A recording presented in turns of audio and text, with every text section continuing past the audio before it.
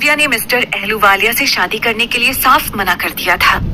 सिन्हा परिवार उसे मिलकर शादी के लिए फोर्स कर रहा था कि तभी वहां पर अविनाश को देखकर हर कोई दंग रह गया।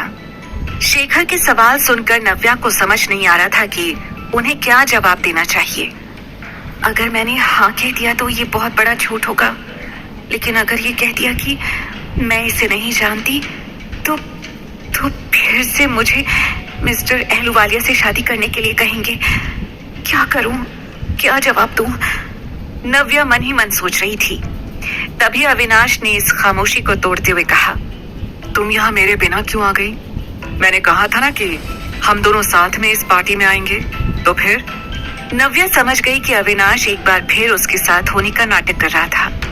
नव्या ने भी लड़खड़ाते हुए उससे कहा, एक्चुअली मुझे लगा तुम बिजी हो तो मैं तुम्हें डिस्टर्ब नहीं करना चाहती थी, इसलिए आरव को लेकर मैं अकेली ही यहाँ आ गई। पर अच्छा हुआ कि तुम आ गए। I know you guys were missing मी, पर अब मैं आ गया हूँ। इतना कहकर अविनाश ने सबकी ओर देखा, खास करके शेखर की तरफ। उसने इनडायरेक्टली अपने लुक से सबको ये कह दिया था कि अब नव्या अकेली नहीं है। अविनाश ने आरव को गोद में लिए हुए शशांक से कहा, शशांक, तुम कह रहे थे कि कोई बिजनेस टाइकून यहाँ आने वाले हैं। कौन थे वो? क्या नाम बताया था तुमने? अहलू व्हाट? तभी मिस्टर अहलूवालिया बड़ी एक्साइटमेंट से आगे आए और कहा, सर मैं हूँ वो जिसके बारे में आप बात कर रहे हैं। मिस्टर अहलूवालिया, आपके सबसे बड़े फैंस में से एक। Yes sir, he is mister Ahluwalia, Shashank ने धीरे से कहा। एक ही झटके में वहां सबको समझ आ गया था कि अभी तक जो मिस्टर अहलूवालिया इस पार्टी की शान थे, वो अचानक अविनाश आहूजा की परछाई तले कुचल दिए गए थे। Sir I am so sorry, मुझे नहीं पता था कि मिस्टर सिन्हा की बेटी आपके साथ है, वरना मैं ऐसा प्रपोजल रखने के बारे में सोचता भी नहीं। मुझे सच में कोई आइडिया नहीं था सर, मिस्टर अहलूवालिया ने डरते हुए कहा। अविनाश बस घूर के उसे देखे जा रहा था। Shashank will talk to you, Avinash ने इतना कहकर नव्या का हाथ पकड़ लिया। अविनाश, तुम दीदी और ऋषि के बारे में तो जानती हो ना? I mean they were together for years, Kanika ने भड़कीली आवाज में कहा। वो चाहती थी कि किसी तरह से वो अविनाश के सामने नव्या का सच कह दे। अविनाश ने उसकी ओर देखा और हंसते हुए कहा, सो व्हाट, सालों पहले तुम्हारी बहन का टेस्ट थोड़ा खराब था, पर अब नहीं। She has improved a lot. Let's go honey, let's have our own time. इतना कहकर अविनाश नव्या और आरव को लेकर किनारे पर चला गया। नव्या को कुछ समझ नहीं आ रहा था, लेकिन उसे इस वक्त अविनाश के साथ जाना ही बेहतर लग रहा था। किनारे पर आते ही नव्या ने अपना हाथ अविनाश से दूर किया और कहा, तुम हर बार कैसे वक्त पर पहुंच जाते हो? पीछा कर रहे हो मेरा? रियली? तुम्हें लगता है कि मैं तुम्हारा पीछा करूंगा? ऐसे ख्याल आते कैसे हैं तुम्हें? अविनाश ने कहा। सी, तुमने फिर से एक बार मेरी मदद की है, उसके लिए थैंक यू। पर तुम बार बार मेरी हेल्प क्यों कर रहे हो? मुझे नहीं चाहिए तुमसे कोई फेवर। ऐसे कैसे नहीं चाहिए? तुमने 500 का नोट मारा था मेरे मुंह पर, पैसे दिए हैं तुमने मुझे तुम्हारे लिए काम तो करना ही पड़ेगा। ये सुनकर नव्या शर्मिंदा फील कर रही थी। लुक, उसके लिए भी सॉरी, तुम चाहो तो मेरे 500 रुपए लौटा दो, नव्या ने कहा। ये सुनकर अविनाश को हंसी आ गई। पर मम्मा, पापा आए हैं तो उन्हें रहने दो ना, आप उन्हें क्यों बार बार भेज देती हो? आरव ने इज्जत में कहा। नव्या ने आरव को अपने पास खींचा और परेशान होकर कहा, आरव इधर आओ, मैंने समझाया है ना कि ये आपके पापा नहीं है। ये बात आपको समझ क्यों नहीं आ रही है? ये सुनकर आरव का मुंह उतर गया। अविनाश ने उसे गोद से नीचे उतारा और उसके हाथ पर धीरे से ताली मारते हुए कहा, टाइम टू से बाय बडी। आरव ने भी सैड फेस के साथ बाय कह दिया।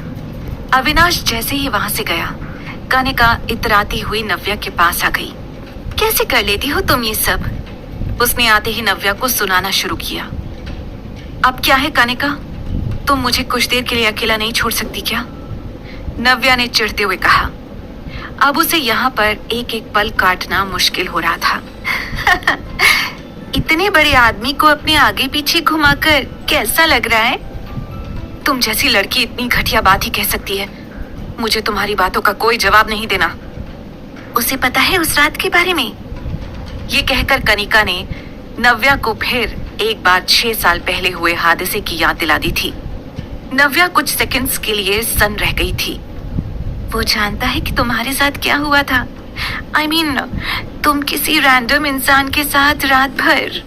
हाउ शेमलेस, नव्या ने बड़बड़ाते हुए कहा। कैसा लगेगा उसे जब उसे पता चलेगा कि जिस लड़की के आगे पीछे वो घूम रहा है वो किसी के साथ रात बिता चुकी है। कनिका स्टॉप, वो तुम्हें सच जानने के बाद कभी नहीं अपनाएगा। नव्या के कानों में कनिका की बातें पहुंच तो रही थी, लेकिन उसे कुछ समझ नहीं आ रहा था। उसे अचानक से वीक महसूस हो रहा था। उसके पैर लड़खड़ा गए और उसने आरव का हाथ जोर से पकड़ लिया। आरव ये साफ देख पा रहा था कि उसकी मम्मा कितनी परेशान हो रही थी।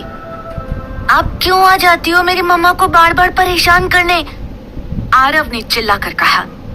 आरव, नव्या ने कमजोर हाथों से उसे पीछे करते हुए रोकने की कोशिश की, लेकिन धीरे धीरे उसकी आंखों के सामने अंधेरा छाना शुरू हो गया था। उसके पैर लड़खड़ा गए और वो जमीन पर गिरने वाली थी, लेकिन इससे पहले कि वो पूरी तरह से गिरती, अविनाश ने आकर उसे पकड़ लिया। पापा, देखो ना मम्मा को क्या हो गया है। अविनाश ने एक हाथ से आरव को संभाला और दूसरे से नव्या को संभालते हुए वहां से निकल गया। ये हर वक्त टाइम पर कैसे पहुंच जाता है? I hate him for this, Kanika ने बड़बड़ाते हुए कहा। कुछ घंटों बाद जब नव्या को होश आया तो उसका सिर भारी था। उसने धीरे धीरे अपनी आंखें खोली तो उसे सामने सिर्फ सफेद दीवारें दिखाई दी। वो तुरंत समझ गई कि वो किसी हॉस्पिटल के अंदर है। वो झट से उठकर बैठ गई और आवाज लगाई, आरव। पर उसने देखा कि उसके पास आरव नहीं था। उसके सामने शेखर खड़ा था, जो उसके होश में आने का इंतजार कर रहा था। आरव कहाँ है? नव्या ने सबसे पहला सवाल किया। होश आ गया तुम्हें? कैसा फील हो रहा है अब? शेखर ने दबी हुई आवाज में पूछा। ये सुनकर नव्या को इरिटेशन हो रही थी। मैं जानती हूँ कि आपको मेरी लाइफ, मेरी हेल्थ और मेरे बच्चे से कोई मतलब नहीं है, इसलिए ये फेक कंसर्न दिखाना बंद करिए और बताइए कि मेरा बेटा आरव कहाँ है। ये सुनकर शेखर के चेहरे पर गुस्से की बजाय हंसी थी। मैं सच में तुम्हारी तबीयत के बारे में पूछ रहा हूँ और तुम हो कि... मुझे मेरे सवाल का जवाब चाहिए। मेरा बेटा कहाँ है? आरव, आरव कहाँ हो तुम? कहते हुए नव्या लड़खड़ाते कदमों से बाहर की तरफ जाने लगी, लेकिन ना वार्ड के अंदर और ना ही उसके बाहर आरव दिखाई दे रहा था। आरव! नव्या तुरंत शेखर के पास आई और उसे घूरते हुए पूछा, मेरा बेटा कहाँ है? क्या किया है आप लोगों ने उसके साथ? ये सुनकर शेखर और जोर से हंसने लगा। क्या किया है? What do you mean by क्या किया है? अरे वो हमारा ग्रैंडसन है, हम उसके साथ क्या करेंगे? अभी तो कनिका उसे बाहर लंच के लिए ले गई है, आ जाएगा वापस। ये सुनकर नव्या का मन घबरा रहा था। वो जानती थी कि उसका परिवार उसके और आरव के बारे में कभी अच्छा नहीं सोच सकता है। कल तक तो आपको ग्रैंडसन शब्द सुनने में भी दिक्कत हो रही थी और आज आरव आपका ग्रैंडसन हो गया। आप लोग क्या करना चाह रहे हैं? आरव कहाँ है? उसे अभी के अभी वापस बुलाइए, नव्या ने इस बार चिल्लाते हुए कहा। अरे काम डाउन, आरव को मैं अभी के अभी वापस बुला लूंगा, लेकिन मेरी बस एक शर्त है। ये सुनकर नव्या अंदर तक हिल गई थी। उसने कभी भी नहीं सोचा था कि उसका अपना परिवार उसके बेटे का सौदा करेगा। अविनाश आहूजा, वही जो कल पार्टी में आया था, बस उससे मेरी मीटिंग करवानी है। एक बार वो हमारा बिजनेस पार्टनर बन जाए, उसके बाद मैं आरव को तुम्हारे पास भेज दूंगा। ये सुनकर नव्या लड़खड़ाकर बेड पर ही बैठ गई थी। आप ये क्या कह रहे हैं पापा? हाँ, मतलब सिर्फ पार्टनरशिप की ही बात है। एक बार वो हो जाए, फिर आरव तुम्हारे पास। पापा, आरव को वापस बुलाइए अभी के अभी। मुझे आपकी कोई शर्त मंजूर नहीं है, ना ही मैं आपकी कोई बात मानने वाली हूँ। मुझे सिर्फ और सिर्फ अपना बेटा चाहिए, नव्या ने गुस्से में शेखर को घूरते हुए कहा। देखो, अगर ऐसा है तो भूल जाओ कि तुम आरव को यहाँ से ले जा पाओगी। कोई बात नहीं, उसे यहीं हमारे पास छोड़ दो। वैसे भी एक सिंगल मदर की परवरिश से ज्यादा अच्छी एक परिवार की परवरिश होती है। आखिरकार वो हमारा ग्रैंडसन है। शेखर ने कहा। नव्या को यकीन नहीं हो रहा था कि उसके डैड उसका बेटा छीनने के बारे में बात कर रहे थे। इस वक्त नव्या को ऐसा लग रहा था जैसे उसने वापस आकर कितनी बड़ी गलती करती थी। 6 साल पहले जब वो यहाँ से निकली थी तब वो बिल्कुल अकेली थी। उसे पता भी नहीं था कि वो यहाँ से कहाँ जाएगी, कैसे अपना सफर तय करेगी। लेकिन जब उसकी लाइफ में आरव ने कदम रखा तो उसे ऐसा लगा जैसे लाइफ ने उसे सब कुछ वापस दे दिया है। आरव उसके बेटे के साथ साथ उसका सबसे अच्छा दोस्त भी था। उसके दूर जाने के बारे में सोचकर ही नव्या का दिल बैठ गया था। सोच लो, तुम्हें सिर्फ मिस्टर आहूजा को मनाना है। और वैसे भी जिस तरह से वो तुमसे बात कर रहे थे, मुझे लगता नहीं कि उन्हें ये बात मानने में ज्यादा दिक्कत आएगी। मैं कैसे अविनाश से बात करूंगी? मैं तो उसे जानती तक नहीं। मुझे तो ये भी नहीं पता कि वो कहाँ रहता है। मैं कहाँ ढूंढूंगी उसे? नव्या ने सोचा और अपना सिर पकड़कर बैठ गई। उसे कुछ भी समझ नहीं आ रहा था। तुम्हारे पास समय जरा कम है। जितनी जल्दी ये काम करोगी आरव के लिए उतना अच्छा होगा। शेखर ने कहा और वहां से चला गया। उसने एक बार भी मुड़कर नव्या की हालत नहीं देखी। नव्या रोते हुए अकेले हॉस्पिटल के बेड के पास खड़ी हुई थी। नहीं, मुझे आरव को जल्द से जल्द वापस बुलाना होगा।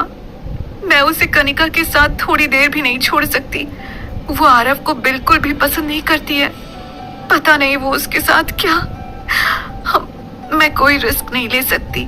मुझे जल्द से जल्द अविनाश आहूजा को ढूंढना होगा। उससे बात करनी होगी।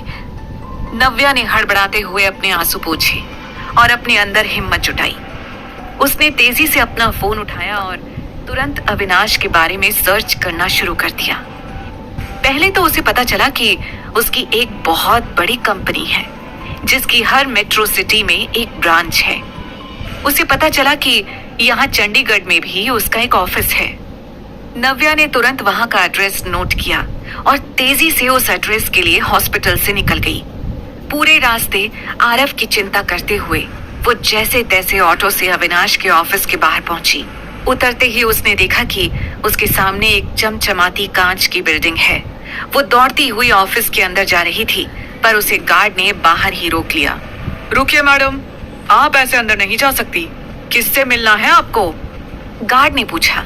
देखिए, मुझे अविनाश आहूजा से मिलना है। मेरा उनसे मिलना बहुत जरूरी है, नव्या ने घबराहट से कहा। आपके पास कोई अपॉइंटमेंट है? गार्ड ने पूछा। ये सुनकर नव्या और घबरा गई। नहीं, मेरे पास अपॉइंटमेंट नहीं है, पर मेरा उनसे मिलना बहुत जरूरी है। प्लीज आप एक बार अंदर इन्फॉर्म तो कर दीजिए। नहीं मैडम, हम बिना अपॉइंटमेंट के आपको अंदर नहीं जाने दे सकते। यह हमारी नौकरी का सवाल है, गार्ड ने कहा। पर प्लीज एक बार देखिए मेरा बेटा, नव्या कहने ही वाली थी कि तभी गार्ड ने उसे रोककर कहा। नहीं मैडम, हम अलाउ नहीं कर पाएंगे। अब क्या करेगी नव्या? क्या वो मिल पाएगी अविनाश को? क्या वो ला पाएगी आरव को वापस? जानने के लिए सुनते रहिए द रिटर्न, सिर्फ पॉकेट एफएम पर।